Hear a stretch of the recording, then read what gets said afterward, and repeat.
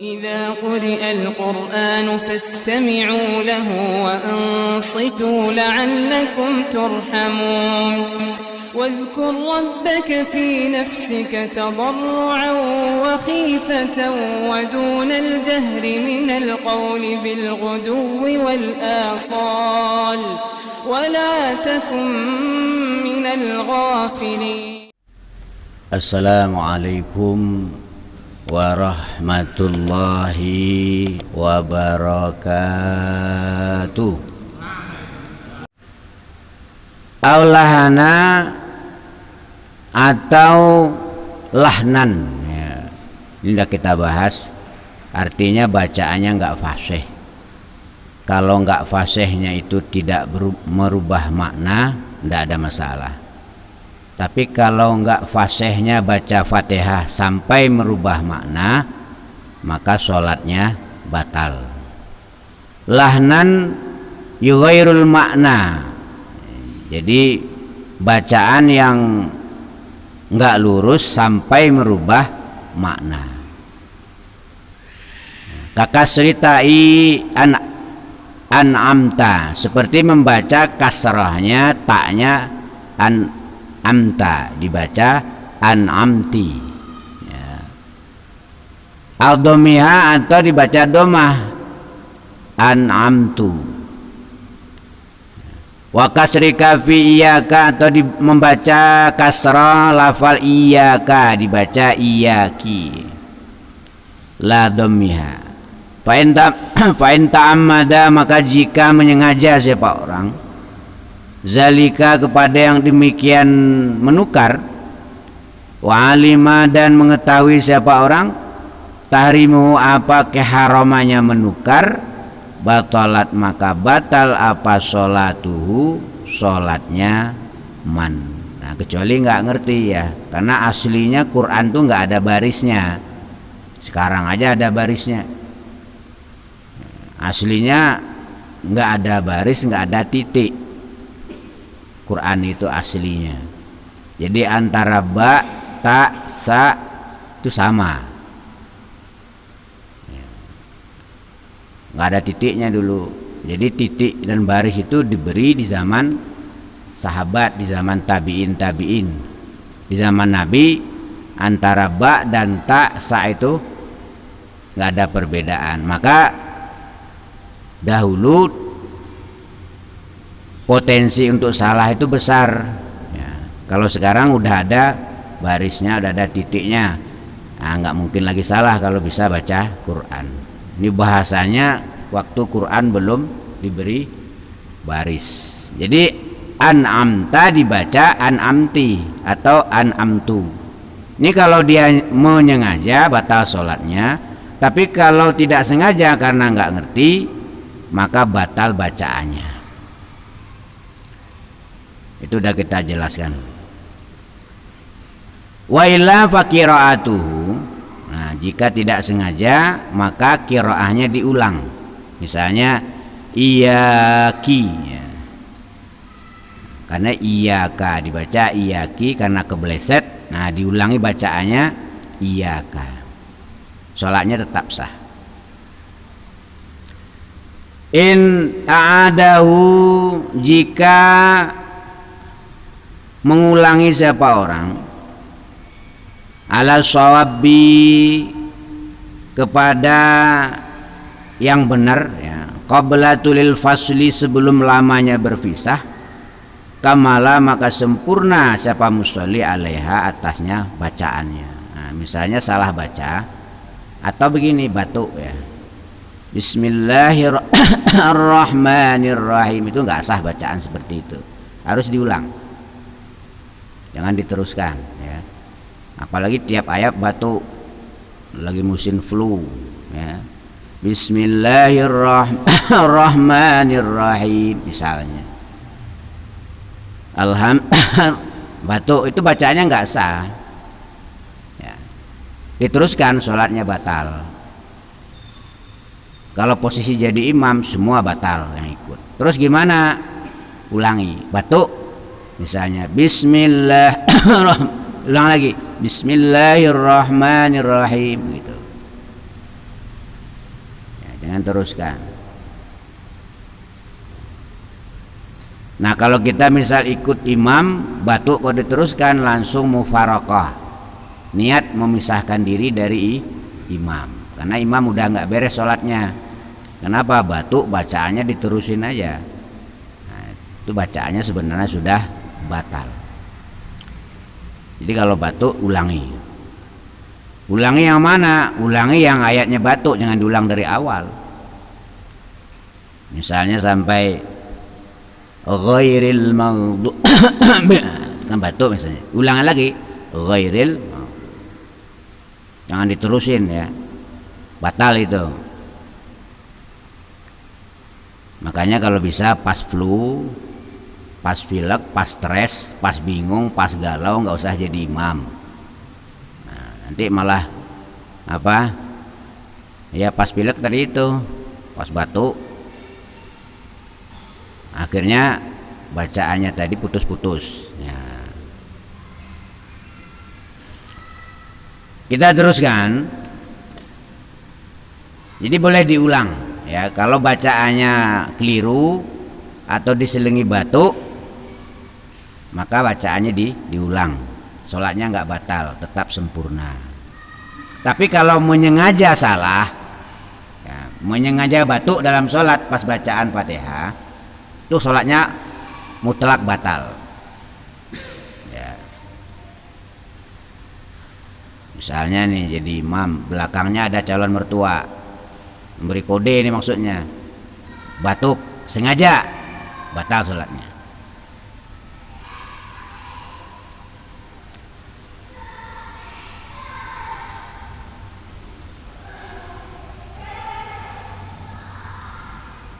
Amma ajizun, adapun tak kala nggak mampu ya, apes. Apes itu di luar ability kita, di luar kemampuan kita. Lam yumkinhu, dan tidak memungkinkan siapa orang. Ata'allumu, apa belajar.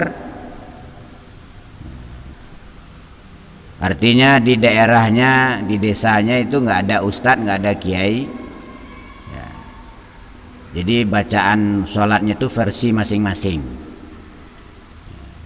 karena nggak ada gurunya, nggak ada ustadznya, sulit cari guru misalnya. Kalau dulu daerah desa-desa sulit cari guru ya, apalagi desanya agak jauh dari keramaian. Nah itu nggak ada yang ini. Kalau ini gimana ya, sebisa-bisanya aja, bisanya apa ya udah baca itu. Nah gimana lagi, daruratnya. Yang repot itu ada ustadz, ada guru yang mau ngajarin, bacaannya nggak beres, nggak mau belajar, itu sholatnya nggak sah itu.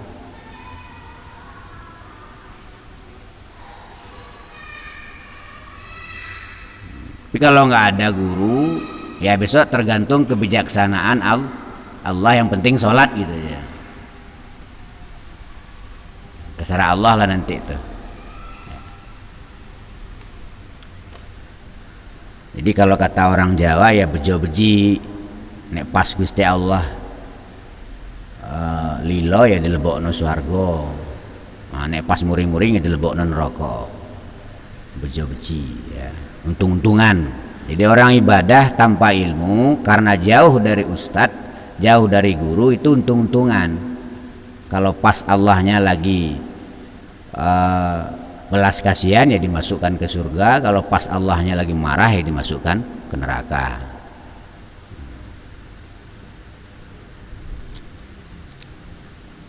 Fala tubtulu, maka tidak batal apa qiraatu, bacaan orang, mutlakan, halnya mutlak. Nah ini, jadi kalau kita bertanya bagaimana kalau orang-orang dulu nggak ada kiai, nggak ada ustadz, tinggal di desa terpencil misalnya, terus sholat sebisa-bisanya, nah, tidak ada masalah ya, yang penting sholat ya, walaupun bacaannya ala masing-masing ya. Tapi kalau ada ustadz, ada guru, nggak bisa, harus belajar ya. Kata Nabi, thalabul ilmi faridatun ala kulli muslimin, menuntut ilmu itu sangat fardu, bukan fardun. tapi pakai sighat mubalaghah namanya. Sighat mubalaghah itu untuk menekankan setekan-tekannya, jadi sangat penting ya. Jadi kalau kita sholat misalnya nggak pakai ilmu, hanya hasil tiru-tiru saja, lihat orang jungkar-jungkir, ikut-ikutan jungkar-jungkir, nggak mau belajar, nah yang model begini, kalau menurut kaedahnya kullu man bi ghairi ilmin ya'malu amaluhu mardudatun la tuqbalu. Siapa orangnya yang beramal tanpa berilmu, amalannya orang tadi mardud, sia-sia, la tuqbalu, tidak diterima.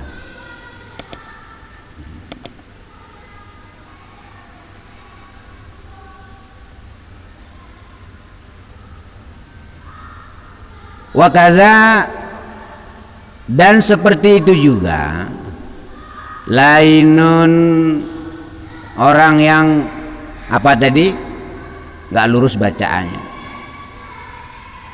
lahnan la yughairul makna, yang tanpa merubah makna. Nah, itu tetap sah ya.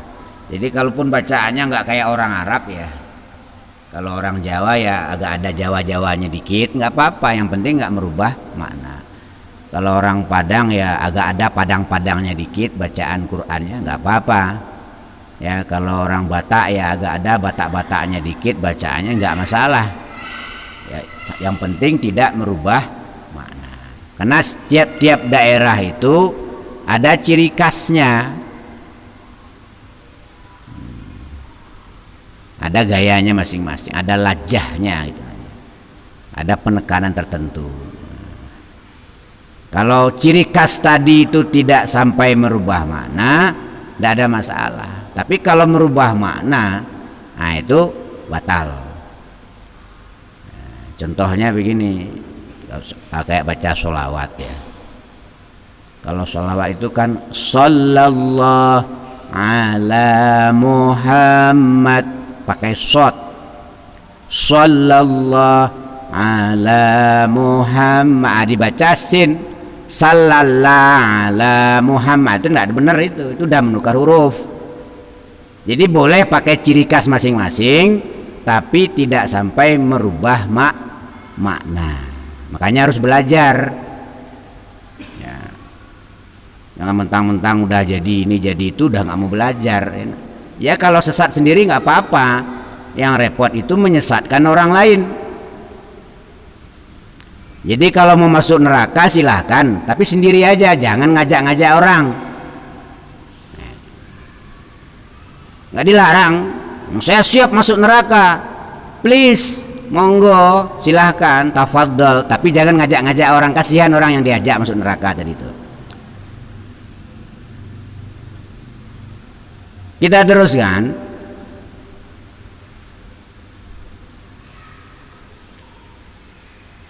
Kafathi dali na'budu, seperti dibaca fathahnya lafal na'budu, dibaca na'buda ya. Lakinnau, tapinya orang, inta amada, jika sengaja siapaman, haruma maka haram apa, menukar huruf dari lahnan tadi ya. Wa illa, dan jika tidak sengaja karena memang bawaannya seperti itu, kuriha, maka hukumnya adalah makruh ya. Jadi orang kalau bacaannya nggak pas ya, tetapi tidak merubah makna, lalu dia jadi imam, maka hukumnya adalah makruh, sholatnya tetap sah, tidak apa-apa.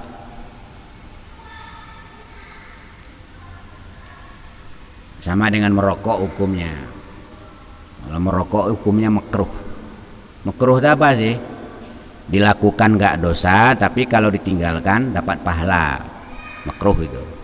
Kayak makan pete, makruh. Makan jengkol. Kalau mau datang ke tempat keramaian, kalau mau tidur di rumah nggak apa-apa. Maksudnya nih, mau menghadiri pengajian terus makan pete mentah. Atau bawaannya di pengajian ngantuk melulu. Jadi aroma petai tadi menyebar kemana-mana. Maka hukumnya makruh. Rokokan makruh.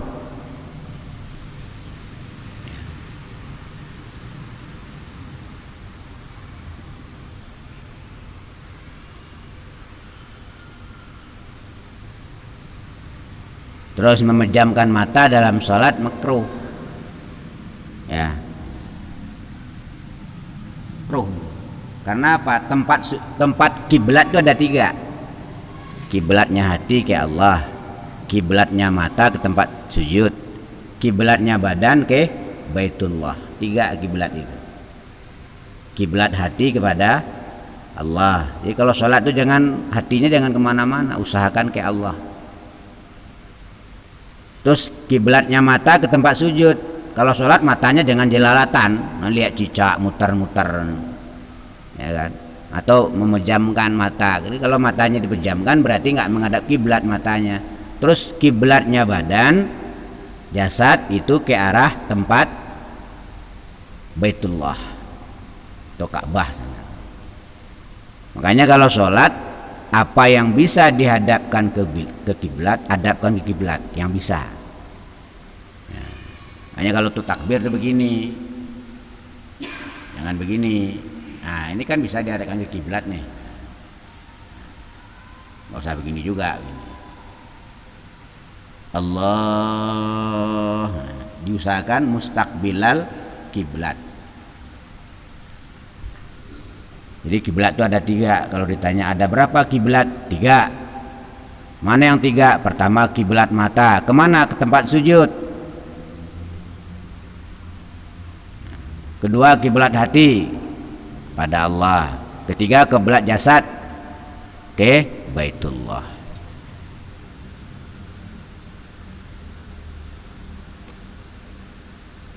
Jadi kalau perubahan makna tadi, bacaan tadi tidak merubah makna, tapi disengaja, hukumnya haram.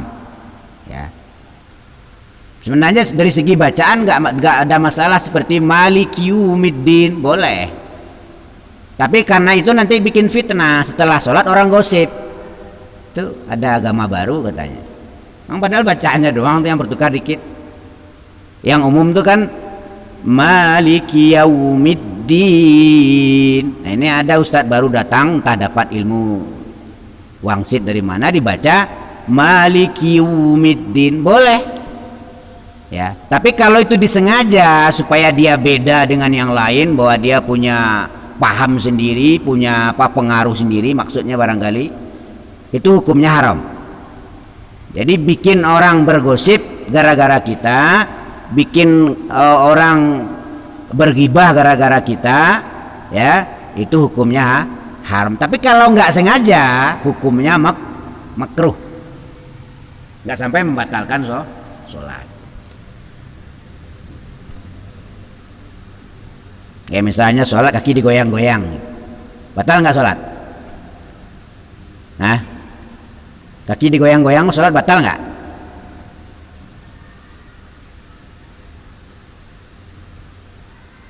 Batal nggak kira-kira sholat kalau kaki digoyang-goyang?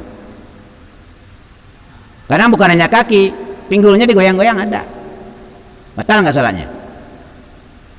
Nah ini kan. Bismillahirrahmanirrahim, goyang-goyang nih. Ada nggak orang begitu?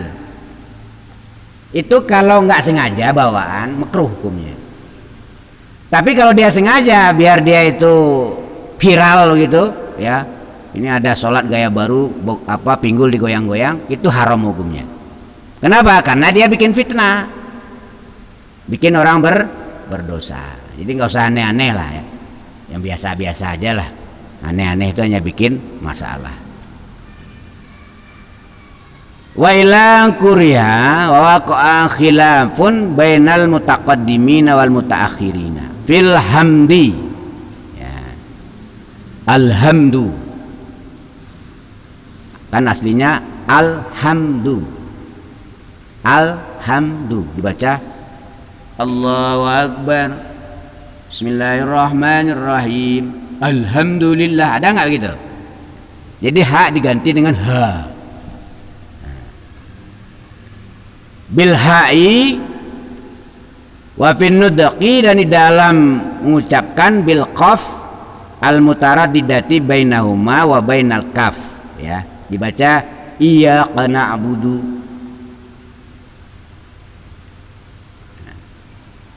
Kan harusnya iyyaka na'budu, dibaca iyyaka na'budu. Atau tadi itu alhamdulillah dibaca alhamdulillah. Alhamdulillahi rabbil alamin. Kedengarannya hampir sama tetapi maknanya berubah. Nah, itu bisa membatalkan sholat.